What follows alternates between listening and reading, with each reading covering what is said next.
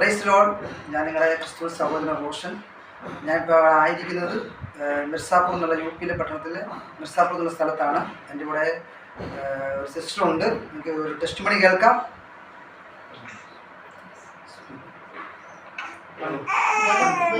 जो 20 साल से मेरा पति परेशान थे हम उसके पीछे, वो परमेश्वर ने जब हमने भैया से प्रार्थना कराया तो परमेश्वर ने पूरी तरह से उनको बदल दिया और हमारे बच्चे से अधिक वो प्यार करते हैं.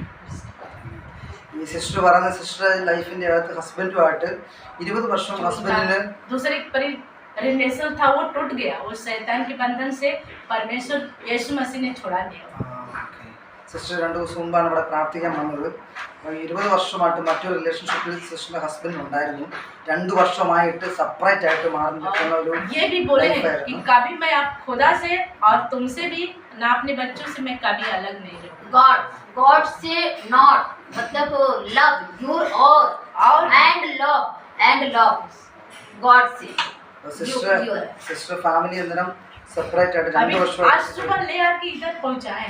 സിസ്റ്റർ പറഞ്ഞപ്പം ഇവിടെ വീട്ടിൽ വന്ന് പ്രാർത്ഥിക്കുന്നതിന് ശേഷം ഞാനൊരു കുപ്പിയിൽ വെള്ളം പ്രാർത്ഥിച്ചു കൊടുത്തു. അതിനുശേഷം പറഞ്ഞു പോയ ഹസ്ബൻഡുമായിട്ടുള്ള ലവ് തിരികെ വരും, റിലേഷൻഷിപ്പ് വീണ്ടും ദൈവം നിങ്ങളെ കൂട്ടിച്ചേർക്കും. ദൈവത്തിൻ്റെ ഗ്രേസ്, ദൈവത്തിൻ്റെ ലവ്, ദൈവത്തിൻ്റെ മനസ്സലിവാണ് ഇവരുടെ ലൈഫിൽ ചേഞ്ച് ആക്കിയത്.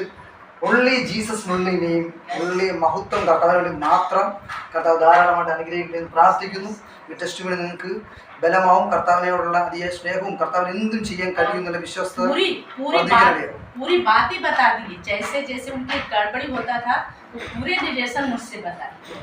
റിലേഷൻഷിപ്പ് ടോക്കിംഗ് 20 വർഷമുള്ള കട്ടികളുടെ റിലേഷൻഷിപ്പ് ആയിരുന്നു ഹസ്ബൻഡ് ഉള്ളത്.